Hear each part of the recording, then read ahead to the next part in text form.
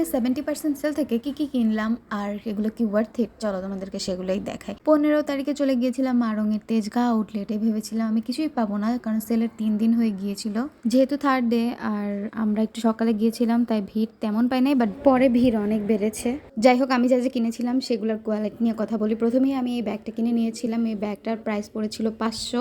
So 500 হিসেবে এটার quality মোটামুটি ভালোই ছিল, এটা খারাপ না। মানে অনেকগুলা ব্যাগ ছিল আর ব্যাগের মধ্যে অনেক ব্যাগের পাথর পড়ে গেছে, হয়তো মনে হয় 10 বছর আগের ব্যাগ। তারপরেও সেগুলো সেলে দিচ্ছে আর কি, কিন্তু তারপরে বেছে নিলে আই থিঙ্ক ভালো খুঁজে পাওয়া যায়। গোল্ডেন ব্যাগটার প্রাইস ছিল 1100 সামথিং, সেলে পেয়েছিলাম 500-তে। আর এই ভেলভেটি ব্লু ব্যাগটার প্রাইস পড়েছিল 700 টাকা। এটার কোয়ালিটি অনেক ভালো ছিল, ভেলভেটি ছিল, সফট ছিল, আর এটা আমার চোখে পড়েছে, ভালো লেগেছে, তাই নিয়েছিলাম। তারপর কুর্তির কথায় আসি। তাগার কুর্তিগুলো মোটামুটি ভালোই লাগে, কিন্তু ওই দিন কেন জানি তাগার কুর্তি ভালো পাচ্ছিলাম না, মানে আমার পছন্দই হচ্ছিল না।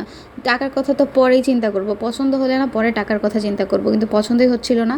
তো এই 3টা কুর্তি নিয়েছিলাম, ব্লু, গ্রিন অ্যান্ড হচ্ছে পিঙ্কিশ শেডের মধ্যে। আর এগুলোর প্রাইস ছিল অনলি 500 টাকা করে। তো আমি ভাবলাম নিয়ে নেই, রেগুলার পরতে পারবো, খুবই ভালো লাগবে রেগুলারলি। আসলে কাপড়গুলো অনেক সফট আর গরমও পড়তেছে অনেক। সেলে 3 পিস দেখেছিলাম, 3-4টা পছন্দও হয়েছিল, বাট আমার জন্য হাই প্রাইস ছিল 4-5 হাজার টাকা। সো আর এগুলো ওয়ার্থ ইটও ছিল না যে 4-5 হাজারের মধ্যে সেই লেভেলের 3 পিস নেব। So that's all for Aarong sale. আপনারা যদি আরং থেকে কিছু নিতে চান, অবশ্যই সেল থেকে যখন নেবেন তখন দেখে শুনে নেবেন, কারণ অনেক ফল্ট থাকে ব্যাগে, জামায়, সব কিছুতেই।